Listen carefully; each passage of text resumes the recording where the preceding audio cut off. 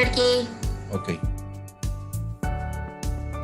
Pues chicos, aquí empezamos con la primera parte de arquitectura ambiental. Esta es una presentación que se trabajó junto con el resto de catedráticos para poderles tener un poco de información.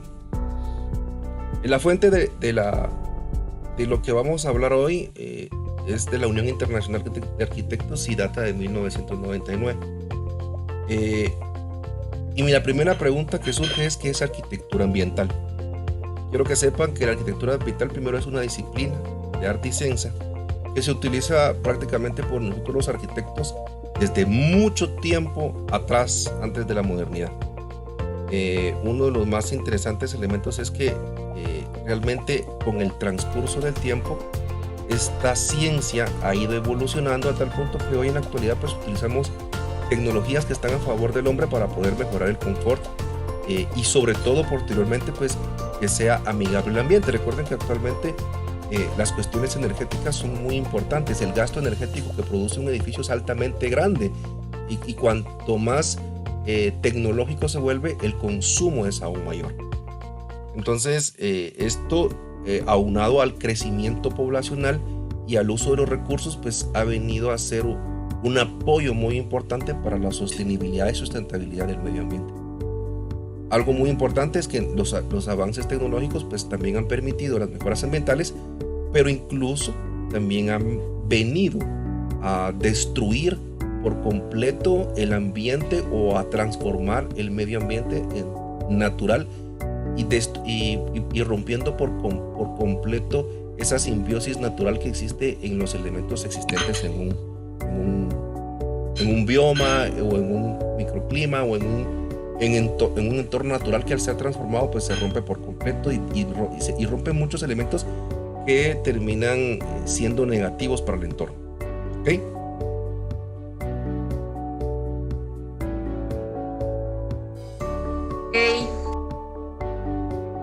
Entonces también tenemos arquitectura sustentable, que era lo que les estaba hablando un poco de la sustentabilidad. Prácticamente cuando entendemos, ¿qué entendemos por sustentabilidad? Alguien que me pueda dar una idea, ¿qué es sustentable? Es algo que digamos que con su misma forma, como que con lo mismo se sustenta. O sea, no sé cómo explicarlo. Digamos, yo soy sustentable porque, digamos, si yo trabajo y me puedo mantener, algo así. Ok.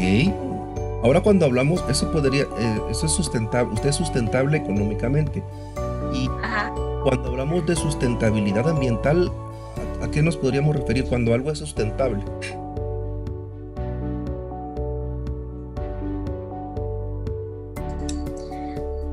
Cuando como Ecológicamente. Cuando hacemos que una casa sea ecológica y podremos recibir, por ejemplo, el agua o así como el agua que utilizamos para lavar los trastes, podemos utilizarla para echar agua en los inodoros o cosas así, siento yo. Claro, va enfocado al uso de los recursos y por ahí vamos, muy bien. La sustentabilidad tiene que ver con el uso racional y adecuado de los recursos. Cuando hablamos de arquitectura sustentable, tenemos que tomar en cuenta que es toda aquella que permite primero satisfacer las necesidades de los usuarios, de los ocupantes, en cualquier momento y en cualquier lugar. Pero al ser sustentable no pone en peligro el bienestar de las generaciones futuras. ¿Qué quiere decir? Que yo puedo hacer uso de los recursos actualmente, garantizando que las generaciones futuras puedan hacer uso de las mismas sin que se vea involucrado el peligro de la desaparición de un recurso. Entonces, para cuando hablamos en este sentido, por ejemplo, los combustibles fósiles en la actualidad no son sustentables, para nada, son finitos. El recurso agua, cualquiera podría decir que es un recurso infinito, pero el grado de contaminación que tiene el agua que es consumible para el ser humano es increíblemente inmersa, y en la actualidad poder contaminantes que posee el agua para poder ser bebida incrementa el costo. Y si sumamos que la mayoría de la población a largo tiempo y a futuro no tiene acceso a agua potable, a electricidad, esto se vuelve un problema mayor. Entonces no es sustentable desde el punto de vista de accesibilidad para las personas. Entonces la sustentabilidad es muy importante, no solo para el bienestar del desarrollo humano, sino también para una estabilidad social, emocional. Esto viene implícito en cuanto a la utilización adecuada de los recursos.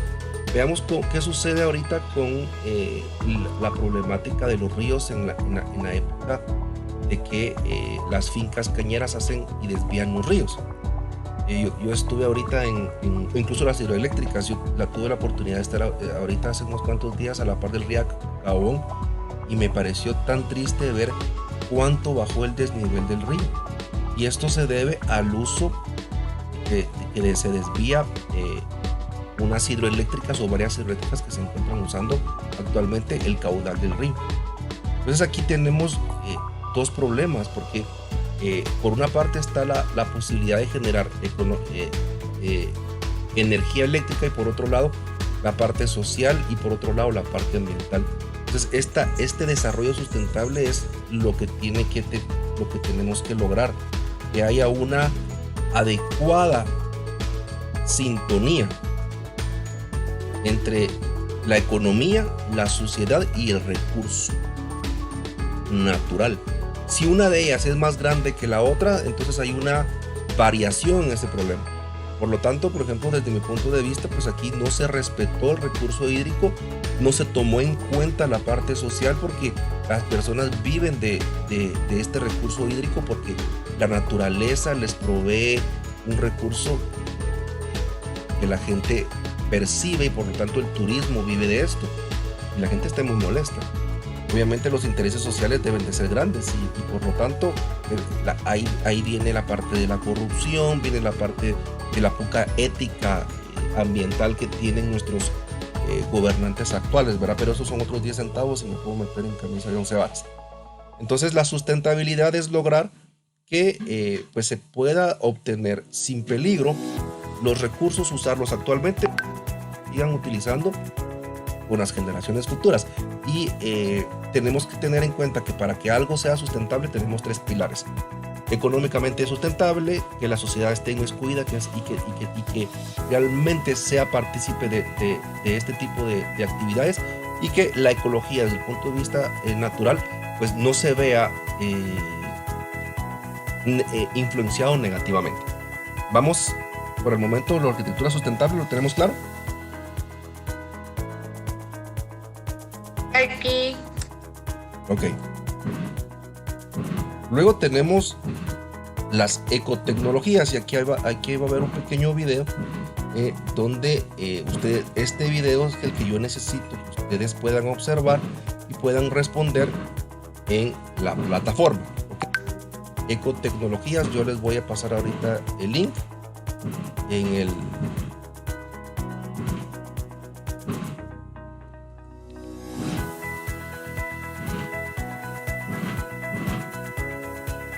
para que lo podamos ver. Otro tema importante es sobre la arquitectura del paisaje. Esta es una disciplina que se ve dentro de la arquitectura y que vamos a tomar en cuenta en el transcurso del curso. Se hace a través de una disciplina que vamos a trabajar a través de un diseño, a través de planos, que vamos a buscar una intervención. Aquí sí el hombre interviene para modificar el entorno y configurar el medio ambiente, primero de manera consciente y luego con una función estética ambiental. Entonces lo que busca la arquitectura de paisaje prácticamente es enriquecer un lugar para que sea funcional, para que sea sostenible y que pueda cumplir ciertas funciones ecológicas enfocadas al ser humano. Además, esto en muchos casos también la arquitectura del paisaje permite restaurar medioambientalmente ciertos lugares que han sido afectados a lo largo del tiempo por el mal uso, por el deterioro, por la planificación inadecuada, por la deforestación y otra serie de factores que inciden negativamente desde el punto de vista estético, funcional y ambiental. ¿Okay? Prácticamente podemos decir que las actividades que incluyen o las actividades que se hacen en la arquitectura del paisaje van influenciadas en los trabajos que se pueden hacer en espacios abiertos, obviamente. Pero eso no quiere decir que no se puedan introducir o hacer en espacios cerrados diseñados adecuadamente para que los elementos naturales que estén dentro del lugar pues cumplan con una función específica. Esto lo podemos adecuar a través de una planificación para introducir el paisaje dentro de nuestros diseños. Esto es muy interesante y muchos arquitectos a nivel alrededor del mundo pues ya han logrado este tipo de acciones. Otra cosa muy importante es que hay varios factores que van a intervenir en la arquitectura del paisaje. Primero, la geografía del lugar. Es importante y esto como arquitectos no lo tenemos que olvidar. Parte de lo que vamos a trabajar nosotros en el proyecto tiene que ver con los climas, con los vientos dominantes y con la precipitación pluvial. Tanto el caso análogo de Ixcán Quiché como de Xihuán San Marcos son totalmente diferentes. ¿Y en qué consiste la diferencia? En las alturas. Cuando estamos abajo a un nivel más cerca del mar, pues el calor es diferente en altura que muy alto sobre el nivel del mar. El oxígeno va a ser mayor cerca del mar y el oxígeno va a ser menor en alturas mayores.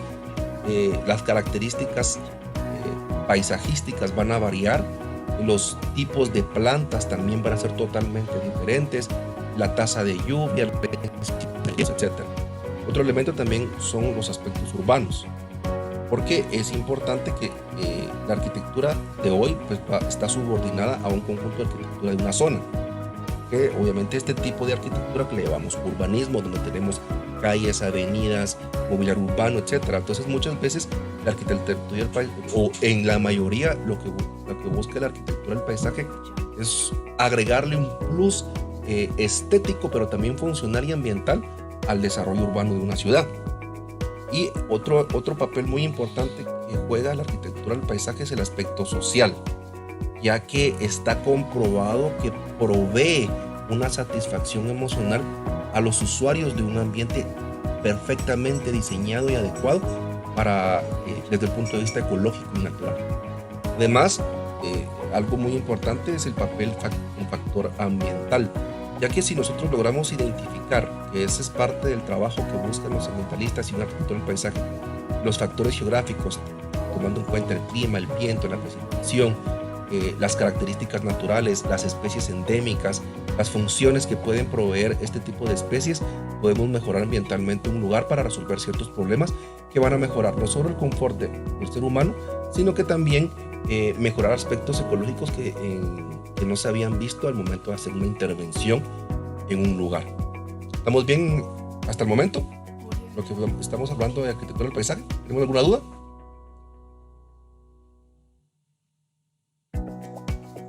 Aquí. ¿Todo bien? Yo solo tengo una duda. Esta información, esto no está en la plataforma, ¿verdad? Todo esto está en la plataforma.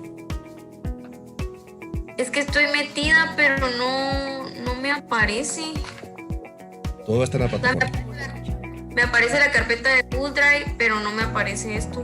Sí, esto lo tengo en la primera clase. Ahí está todo. En actividades. En material de aprendizaje. Si quieren, cuando terminemos lo vemos, ¿les parece? Ok.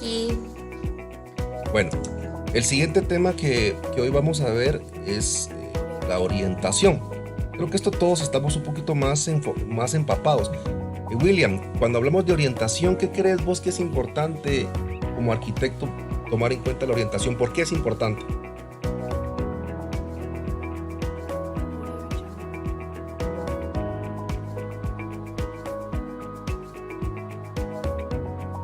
William.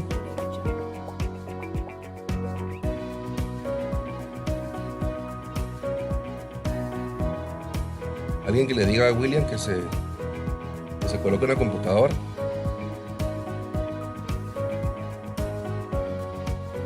Douglas.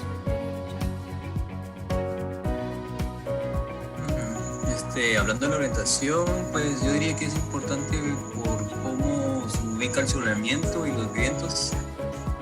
Exacto.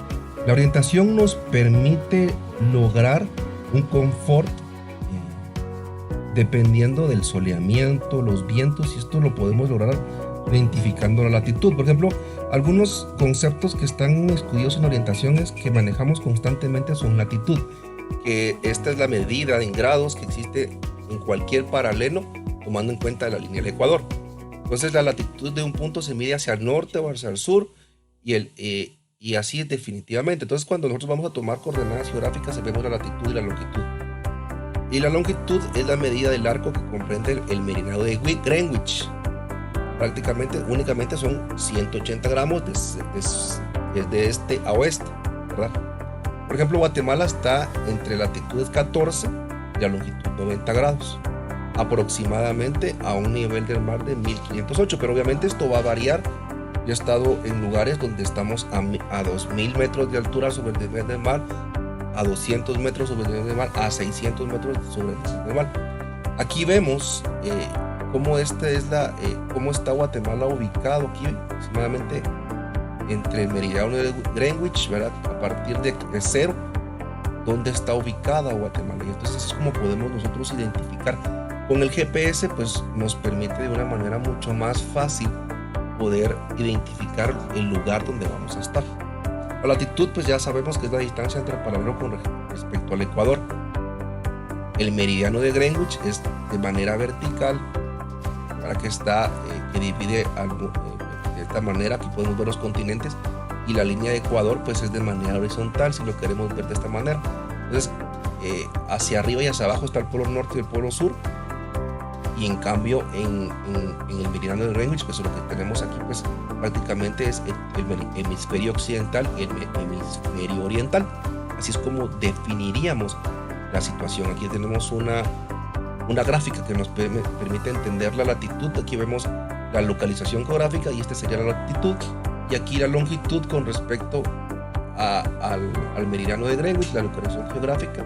Y estos son puntos estratégicos que nos permiten identificar las zonas. Aquí vemos las zonas climáticas de Guatemala.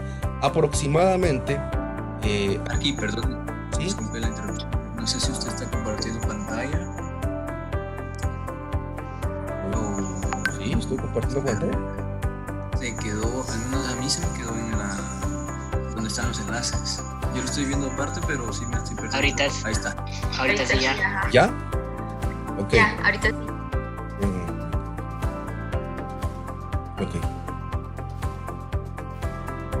Ok. Entonces, aquí vamos. Entonces, pero escucharon un poco la teoría. Entonces, aquí lo que podemos ver es lo que les decía. El meridiano de Greenwich, pues es prácticamente 0 grados, que divide el hemisferio occidental y oriental del mundo. Y la latitud es la línea del ecuador, por eso aquí pasa sobre Ecuador, que divide el polo norte y el polo sur, y así es como tenemos hemisferio norte y hemisferio sur. Y esta gráfica es la que nos permite identificar la ubicación de la latitud y la longitud con respecto a la ubicación geográfica de un lugar, y ningún lugar es exacto, es el mismo, porque todos tienen diferente ubicación geográfica. El punto donde ustedes están se mueven a la izquierda, ya varía. Y aquí tenemos, por ejemplo, la región del Pacífico. Los puntos donde vamos a estar aproximadamente San Marcos está por acá y Ixcanquiché está por acá. Entonces varía completamente porque es una zona bastante fría, y aquí en Ixcanquiché es un lugar que está bastante, creo que es aquí, perdón, es Huehuetenango. Ixcanquiché está por acá, que es una región que está sobre la transversal del norte perfectamente, y la de San Marcos está en la región occidente. Aquí hay mucho frío. Entonces van a variar, y eso es lo que realmente yo necesito que podamos ver. Y aquí es donde vamos a tomar en cuenta este tipo de análisis cuando hablamos de la orientación para tu vivienda. ¿Cuál deberían de ser? Y los factores que tenemos que tomar en cuenta, primero es la ubicación, ¿verdad? Luego la orientación. En Guatemala no tenemos tanto problema porque solo tenemos invierno y verano, pero realmente prácticamente todo el año tenemos una poca variación en cuanto al desarrollo del soleamiento. Pero sí, en el norte y el sur varía, digamos, en el sentido de que el sol sale en el poniente, en el este, y pues se acuerdan en el oeste. Eso lo tenemos que cuidar, nuestras fachadas. La incidencia solar, pues la tendríamos que tomar en cuenta, que la fachada corta siempre tiene que estar donde pega la mayor cantidad de sol para disipar la energía. Luego tomar en cuenta los vientos que en nuestra región pues son norte-sur y que nos van a permitir una adecuada ambientación. Esto créanme que funciona perfectamente. Yo diseño y construyo mis casas de esa manera y de verdad es que generan un confort térmico espectacular. Entonces esto es lo que yo les decía, digamos en algunos casos como en Europa pues las variaciones en cuanto al verano y el invierno son dramáticos en la posición del sol. Entonces ahí sí es hay que hacer un análisis más profundo de cómo podemos de manera artificial o natural incidir en el confort térmico dependiendo de la época del año en el cual estemos nosotros variando. En el caso de nosotros en la costa pues tenemos variaciones en cuanto a la lluvia nada más, pero siempre vamos a tener calor y por lo tanto es importante poder tomar en cuenta la humedad, la ventilación y el solamiento. Entonces en el hemisferio norte pues tienen bien marcados el invierno, la primavera, el verano y el otoño. En cambio nosotros pues prácticamente tenemos un manejo mucho más fácil.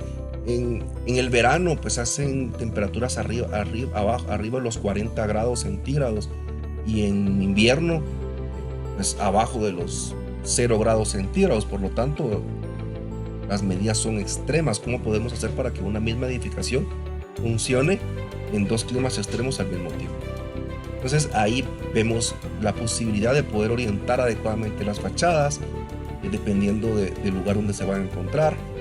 Aprovechar adecuadamente en verano el sol o en invierno el sol dependiendo de lo que queramos generar. Obviamente en verano queremos que el sol incida menos en el ambiente, pero en invierno es importante que el sol incida adecuadamente dentro de nuestro ambiente para mejorar el aspecto térmico en ambos casos. Algunos necesitamos es el 17 grados debería ser la temperatura idónea dentro de un espacio para que sea considerado térmicamente confortable, ¿verdad? Entonces en Europa pues es más complicado el desarrollo de la ubicación. Aquí tenemos el ejercicio práctico que nos va a servir un poco para poder ampliar un poco el proyecto pues, que vamos a realizar, para poder definir adecuadamente cómo vamos a ir colocando el terreno, la ubicación, y por eso vamos a utilizar dos ubicaciones. Ustedes van a hacer el levantamiento de su casa y vamos a desarrollar hipotéticamente la mejora del clima cálido y el clima frío. ¿Estamos claros hasta el momento? Aquí. Sí, mi querido William. O sea que nosotros no vamos a modificar la vivienda, simple y sencillamente la vamos a cambiar de orientación y cambiarle las características del material. No. Si tu fachada, vas a diseñar tu casa tal y como está ahorita. Si tu fachada está orientada al norte, así la vas a dejar. Si está fachada al este o al oeste. Lo que vamos a hacer es que el análisis lo vamos a colocar en dos climas diferentes. Un lugar en Ixcán Quiché y el otro Ixiguán San Marcos. Y van a hacer el análisis de cómo funciona con los materiales, el tamaño de las ventanas, si tiene o no aleros, y el tipo de cubierta, todo, cómo funcionaría actualmente, así como está en ambos lugares. Luego del análisis térmico, porque ya les dije que es parte de la investigación, ustedes van a hacer las mejoras y van a decidir en la siguiente parte, decir, bueno, tomando en cuenta la misma orientación, porque no vamos a cambiar orientación, ¿qué harían? Bueno, le vamos a agregar este tipo de material, le vamos a quitar, le vamos a colocar. Ahí ya mejoramos el proyecto para Ixcán Quiché y para Ixiguán, porque uno es para frío y otro es para calor. ¿Me explico? Ahí estamos, Arqui. Ok, perfecto. Entonces, cuando hablamos de arquitectura bioclimática, que más adelante vamos a ir ampliando un poco en el tema, pues tenemos que tomar en cuenta el desarrollo sustentable. Recuérdense que es importante esa simbiosis, esa posibilidad de poder utilizar los recursos sin que se vean a largo y a corto plazo pues dramáticamente de manera negativa, no se puedan utilizar adecuadamente. Entonces, el desarrollo sustentable en muchos países es muy importante. Ya se han generado normas y regulaciones a nivel mundial. Las Naciones Unidas regula este tipo de cuestiones. El problema es que existen muchos intereses personales que no permiten que los países se pongan de acuerdo para disminuir la generación y la utilización adecuadamente de los recursos. Actualmente los países con las potencias le pagan a los países en desarrollo para que ellos puedan seguir contaminando y nosotros podamos seguir produciendo los famosos bonos de carbono, que es lo que permite que los países puedan contaminar. Es un poco complicado, ¿verdad? Pero ahí va la situación. Entonces el desarrollo sustentable busca políticas sociales que van encaminadas a la utilización adecuada de los recursos para que pues este desarrollo sea pues, sustentable.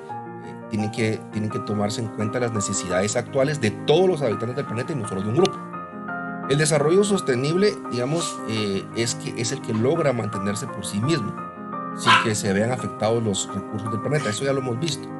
Ahora, la sustentabilidad y la sostenibilidad en muchos de los casos son conceptos que desde mi punto de vista son totalmente iguales. En el caso, en algunos libros de texto, lo sustentable lo ven ecológico y la sostenibilidad la ven económica. Desde mi punto de vista, ustedes pueden utilizar el concepto de la misma manera y se puede aplicar en ambos casos, tanto económico como natural.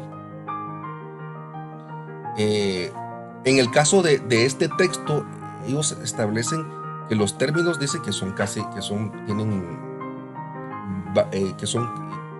un poco diferentes. En el caso particular establece que en algunos casos se establece la intervención humana, mientras que otras incluye a una autosuficiencia. En ambos casos, para mí, desde mi punto de vista, son sinónimos. Se pueden usar invariablemente para tanto la parte económica como la parte ambiental. En el caso de la Real Academia Española, también nos establece muy similares.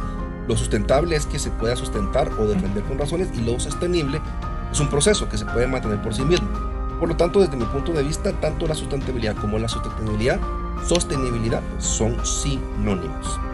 En el caso de la arquitectura bioclimática, tenemos que tomar en cuenta que implica un diseño, un proceso, un desarrollo que tiene que tomar en cuenta las condiciones del lugar. Hay que aprovechar los recursos disponibles, el sol, la vegetación, los materiales, identificar la lluvia, disminuir al máximo los impactos ambientales que van a ejercer desde el proceso de la selección de los materiales, el desarrollo de la construcción y la utilización energética para el funcionamiento del elemento habitable. Por lo tanto, al lograr esta reducción del consumo de energía, utilizar energías limpias y sobre todo renovables, pues vamos a lograr una arquitectura bioclimática. Y si le agregamos prácticas adecuadas en cuanto a la utilización de los recursos, el reciclado de materiales, el reciclado del agua, la utilización, etcétera, de un montón de elementos que pues permiten una adecuada sustentabilidad ambiental, esto ya es un plus de manera pues que de manera positiva va a generar un aspecto de mayores proporciones a lo que estamos trabajando. ¿Dudas?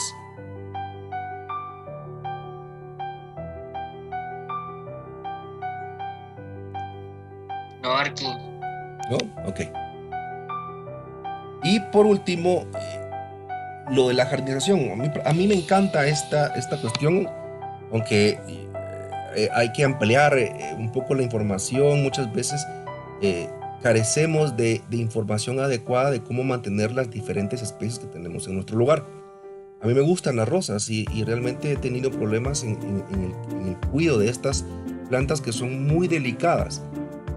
No tienen que tener mucha humedad, pero necesitan humedad.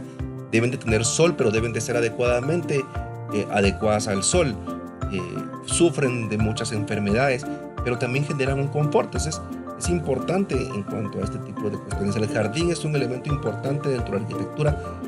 Cuando hablamos de la arquitectura del paisaje, pues va de la mano con este tipo de diseño. Entonces los jardines es la forma en que se maneja el paisaje de manera no natural, porque es el hombre quien decide qué especies colocar para que sean apreciadas. Los jardines ya se manejan con personas que son expertas en el cuidado y el manejo de las plantas, porque se ejecutan con proyectos que están destinados a mejorar el confort visual, térmico y ambiental de los proyectos arquitectónicos o urbanísticos de algún lugar. Entonces, hay jardines de todo tipo, dependiendo de las características que uno quiera darle, pues así van a definirse o las especies, la utilización de agua, etcétera, porque no es lo mismo un jardín de clima frío que un jardín de clima cálido. No son los mismos las especies de clima cálido que de clima seco, de clima húmedo, y cada uno de las especies requieren cuidados totalmente diferentes. Algunas requieren abono, otras no, otras son más susceptibles a enfermedades por humedad, otras no, y así sucesivamente. Entonces, es importante que dentro de nuestros proyectos arquitectónicos siempre podamos inmiscuir el jardín como un elemento implícito en el proyecto arquitectónico, tomando en cuenta las especies, la ubicación, aparte que generan confort visual. También las podemos tener como barreras naturales para el confort térmico, porque disminuyen la incidencia solar, y está comprobado que los árboles incluso disminuyen hasta 40% de la incidencia del calor en las fachadas donde éstas se ven afectadas por el sol. Entonces sí es importante que dentro de los proyectos de planificación incluyamos plantas adecuadas y jardines exteriores que no solo pasan a lo estético, sino también tienen efectos psicológicos, físicos, reducen el estrés, producen bienestar, mejoran la concentración, fomentan la unidad, conoce uno el medio, mejoran la calidad del aire, también que las plantas contribuyen a la absorción de elementos químicos o contaminantes que están dentro del medio ambiente.